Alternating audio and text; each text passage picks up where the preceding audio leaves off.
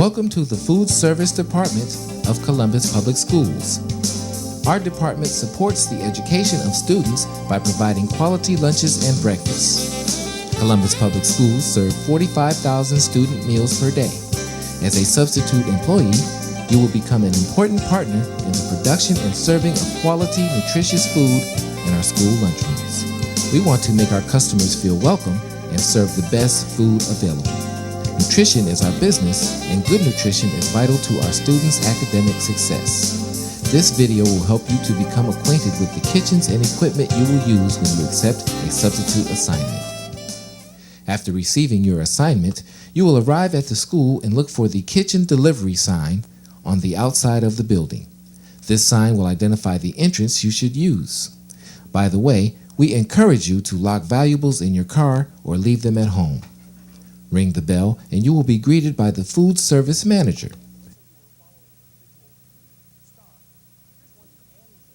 All employees must wear hairnets and aprons. Personal hygiene is very important. Of course, clothing should be clean and neat. Smoking and chewing gum is not permitted. Hand washing is the best single way to prevent the spread of disease. Make sure you wash your hands after using the restroom, before and after food preparation, and whenever hands become soiled. The manager will give you a tour to help you become familiar with the various areas of the kitchen. Storage areas. The storage rooms store the dry and canned goods. Products must always be stored off the floor. You may be asked to put deliveries of these items away or to retrieve items from this area for the cook. The walk-in refrigerator stores milk, fresh fruit and fresh vegetables, juice, cheese, fresh eggs, lunch meat, canned fruit, and tuna. These units vary in style. Some kitchens have walk-in design and some have individual units or both. You can never become locked into these refrigerators since there is a handle on the inside to open the latch. You can also never become locked in the walk-in freezer. These units store frozen meat products, frozen fruits and vegetables, cookie dough, and ice cream. Styles of freezers vary from walk-ins to uprights or chests. On the exterior of walk-in freezers, you will see temperature charts. These charts record and visually graph the internal temperature. If the temperature rises, the red light near the recorder will come on. If you observe the red light on, be sure to notify the cook immediately. Be sure all doors are closed securely after opening. The paper storeroom contains the disposables, cups, plates, napkins, straws, utensils, individual serving and portion cups. Some schools will store disposables with dry goods storage. As we begin the tour of the cook's area, you will see the production record, which is the work schedule for the day. You'll find a record of what and how much food is being prepared. Serving utensils to use and any special instructions are also listed on the production record. All food left over, amount of food eaten by employees, and the amount of food discarded is recorded on the production record. As a substitute, you may be asked to record leftover food inventories at the end of the day. Kitchen equipment is dangerous. You will be trained to use each piece of equipment correctly. If you are not familiar with any equipment you are asked to use, be sure to ask for assistance. Your safety is a major concern for our food service department and for Columbus Public Schools. The steamer is a pressure cooker used for a variety of foods and is one of the main pieces of equipment in the kitchen. You may see a wide variety of steamers in the kitchens. The convection oven is used for pizzas, cookies, or anything that you would bake in a regular oven. It operates with heat and circulating air and bakes at a faster rate than a conventional oven. The large steam-jacketed kettle is used to prepare casseroles, gravies, and soups. This equipment is double-sided and the steam is infused between its two layers. It comes in a variety of sizes. Mixers come in a variety of sizes too, and are used for many products such as mashed potatoes and dressings. When using this equipment, it is vital to check speed levels prior to turning on the mixer. Always turn on lowest speed first. Be sure you keep fingers and hands and utensils out of the bowl while the mixer is running. The pass-through warmer is an electric unit that keeps foods at between 140 and 160 degrees Fahrenheit after cooking until they are served. Some of these units are freestanding and some are built into the wall. A similar unit is the Crest Core holding cabinet, sometimes called the red cabinet. Always remember to use pot holders when transferring food in or out of these units.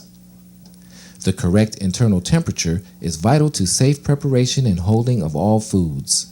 The cook will check the internal temperature of all foods before placing them in the warmer. Meat must be held and served at temperatures between 140 and 160 degrees Fahrenheit. Thermometers must be properly inserted into the food item for at least 30 seconds to test for correct temperature. The French fryer is a piece of equipment that you may frequently use as a substitute food service worker.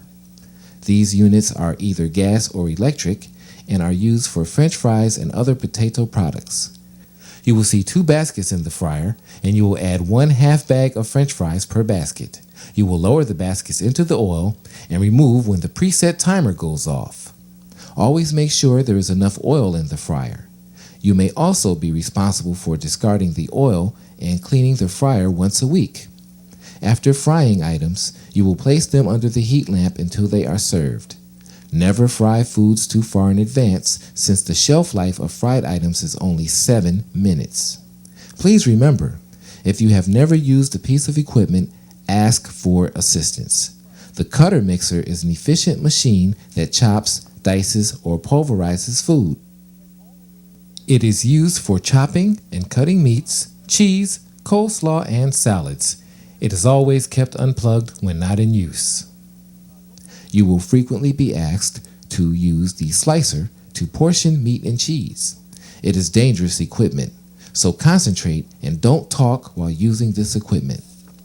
To use, make sure dial is on 0, plug in, and ask the manager for correct setting. Make sure guards are in place and slice a few slices prior to checking slices for weight. After use, unplug the slicer and set dial back to 0 and clean for next use. The procedures for making salads and cold sandwiches are very similar. First, sanitize the work area and gather the ingredients you will need from the list on the production record. Use the cutting board as you assemble, wrap, and price the menu items. When job is completed, place items in the pass-through refrigerator to keep food cold until served. Dipping fruit is handled in the same manner.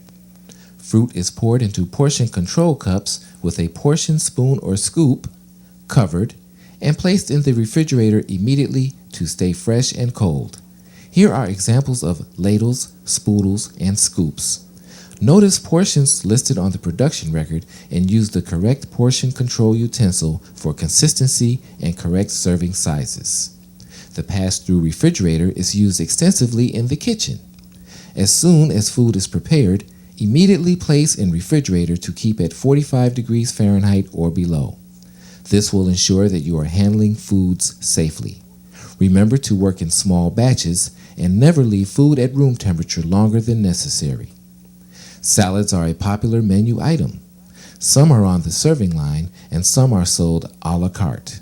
The small tossed salad is served on the plate lunch. More elaborate salads are sold a la carte. Hot sandwiches are also a popular item. These sandwiches are either wrapped in foil or bagged. Always work in small batches to keep the internal temperature at or above 140 degrees Fahrenheit.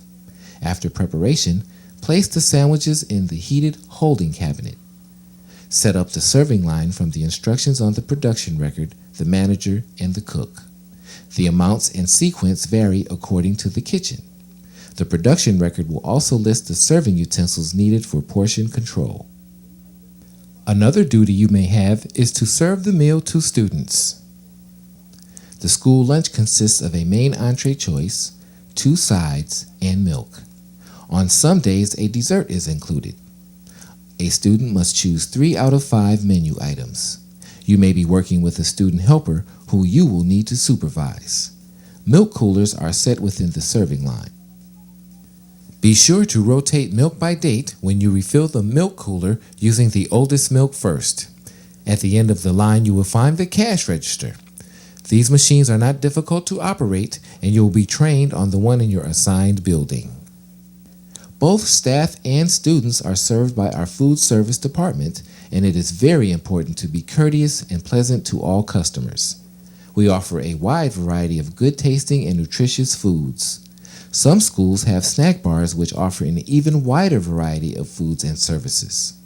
The duties at the end of the day are very important. Server will take the leftover hot foods to the cook. The cook will cover and store foods in the pass-through refrigerator. Everyone is required to help clean up pots and pans. Clean in soapy water, rinse in hot water, rinse again in sanitizer solution, air dry, and place equipment in storage. Any spills need to be mopped up immediately to prevent injury. This is everyone's job. We know you will enjoy joining the Columbus Public Schools Food Service Department. You have the opportunity to serve our student customers delicious, safe, nutritious food that will prepare them for successful learning. Our customers are the future of our community.